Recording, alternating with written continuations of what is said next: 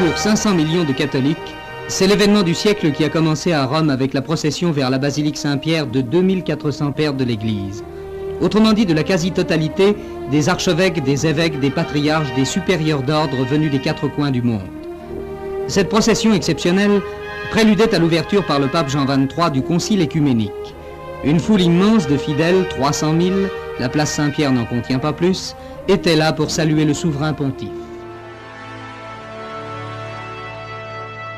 Le diaconat, il a été rétabli par le Concile Vatican II. On dit bien qu'il a été rétabli, il existait dans les premiers siècles de l'Église, après il s'est perdu au fil du temps. Vatican II a redécouvert et du coup réintroduit le diaconat. L'esprit de Vatican II, c'était de faire que l'Église soit en dialogue avec le monde. Rétablir le diaconat prenait tout son sens dans cette perspective-là, étant donné que le diaconat du coup se vit au cœur du monde, là où les diacres vivent avec leur famille, leur boulot, etc.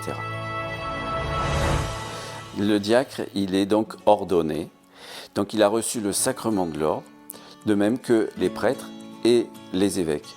On a tous reçu le sacrement de l'ordre. Simplement, il y a des degrés différents dans ce sacrement. Les prêtres sont ordonnés diacres avant d'être ordonnés prêtres, et l'évêque, par conséquent, a reçu une ordination diaconale. Tous les ministres ordonnés sont diacres. De toute façon, on est tous baptisés déjà, voilà, l'unité elle est là, le baptême qui fait notre unité, qui fait qu'on se rassemble. Les prêtres ont un ministère qui est un ministère de pasteurs, c'est eux qui rassemblent la communauté. L'évêque, lui, administre un diocèse, gère un diocèse, donc rassemble une communauté plus large, celle d'un diocèse. C'est le sens même de ce que l'on a à vivre ensemble, la synodalité, c'est-à-dire faire église ensemble, célébrer ensemble. Et dans ce peuple de Dieu qui célèbre, il y a le prêtre, il y a les diacres, il y a chacun qui a une place particulière. J'ai reçu 2 sacrements importants, le sacrement de mariage et le sacrement de l'ordre. Et l'un complète l'autre, on peut dire. Évidemment, je suis affecté à une paroisse, Saint-Aubin de la Haute-Artière. Depuis 4 ans, j'accompagne Jean-Claude dans un groupe de préparation au sacrement de la confirmation. Et donc, je fais partie aussi du groupe Effeta Danse, un groupe créé par Jean-Claude pour justement animer des célébrations comme la profession de foi ou la confirmation. Jean-Claude s'implique beaucoup. La mission du diacre, et je crois que c'est aussi très important, c'est de sortir. C'est un peu ce que nous demande le pape, d'aller aux périphéries. Eh bien, aller aux périphéries, c'est aussi rencontrer des gens en dehors de la paroisse, les rencontrer sur le lieu de travail. Je crois que le dialogue est aussi très très important. Je vois dans la vocation de Patrice et puis dans sa qualité de diacre, c'est qu'il est au service des hommes et des femmes les plus fragilisés, les plus discriminés. C'est son service pour l'homme et en faveur de l'homme qui me semble important. C'est là où on se rejoint, même si on ne partage pas les mêmes valeurs religieuses. Que notre unité se fasse maintenant grâce à l'affection et à l'amitié que nous portons à Fanny et à Jeff. On se dit mariage, église, prêtre, et en fait on se retrouve avec un diacre. Il y a plein de choses qui tirent de son expérience de couple pour nous aider à réfléchir ou à envisager les choses différemment. Et puis les anecdotes, ça sert d'exemple. J'étais contente même à chaque rendez-vous en fait, de revoir Patrice, quoi. On était contents, on savait qu'on passerait un bon moment de partage. Béni sois-tu, Seigneur. Patrice jouait de la guitare et Annie chantait. Oui, c'est beau. Franchement, c'est là on voit l'image du couple et ils sont ensemble, ils font pour la même cause en fait. C'est beau. On ne peut pas parler de couple diaconal.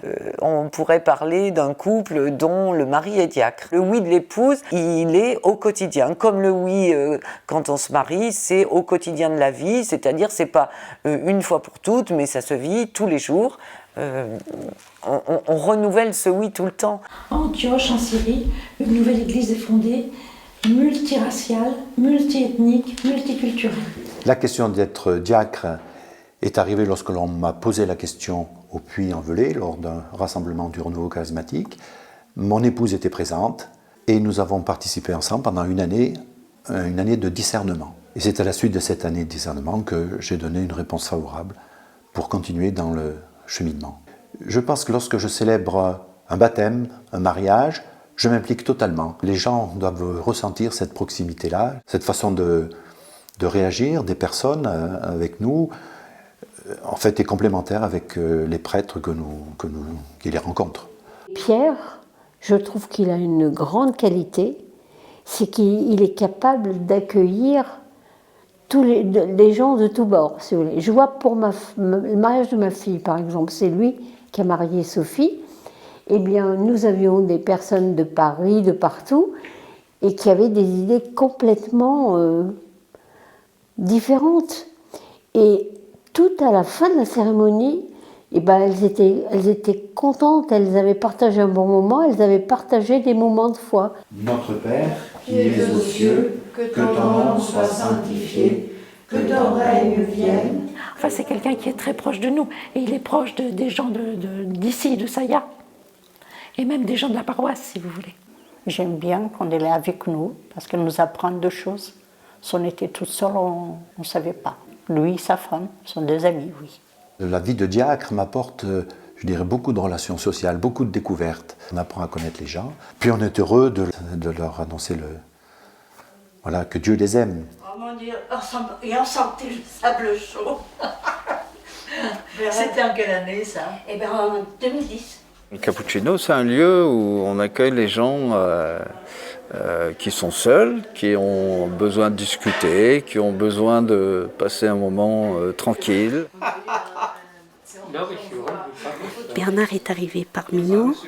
C'est quelqu'un, c'est la joie de vivre, la bonté.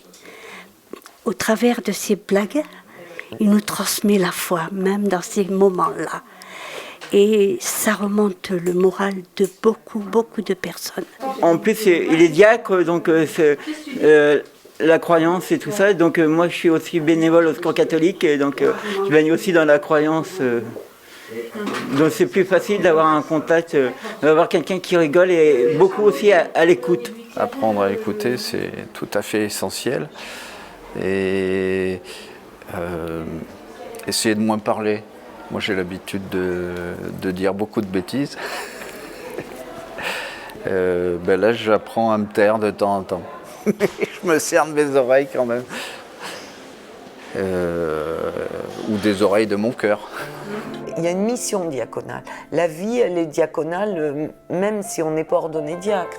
Le service, c'est pas réservé aux diacres. C'est la mission de tout baptiser, d'être au service de la communauté. Avec les diacres, nous nous rencontrons 2 ou 3 fois par an, donc sur une journée, on échange. On se connaît depuis presque 30 ans, donc c'est plus attachant, mais avec les nouveaux aussi, il y a une fraternité qui vient se compléter. J'ai pas été à l'école très longtemps, donc j'avais du mal à suivre la formation pour le diaconat, mais j'ai été très soutenu. Sans ça, je pense que j'aurais pas été diacre à l'heure actuelle. Et c'est tous des gens qui sont au service, qui transmettent. On a envie de servir, quoi, comme il nous sert, comme il sert l'Église, et transmettre un message. Rien n'est écrit d'avance, et puis toute histoire est singulière, donc il y a quelque chose de passionnant à découvrir ce ministère-là.